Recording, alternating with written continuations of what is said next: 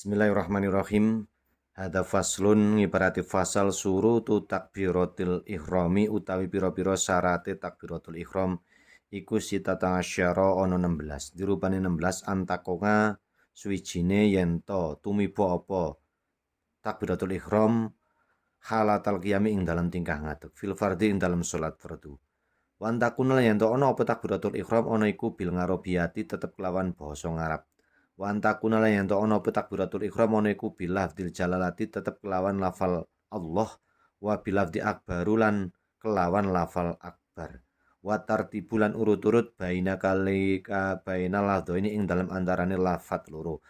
Wa alla yamudalan yen ora ndawakake sapa wong ora ndawakake hamzatul jalalati ing hamzae lafal Allah.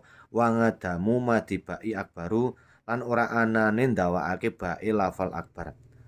Wa alla yusyaddida lan yen ora nasjid sapa wong, ora nasjid albaa ing ba.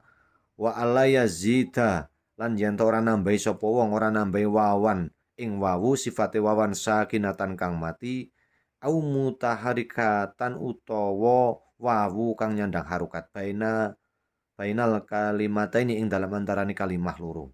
Wallahu alam bissawab.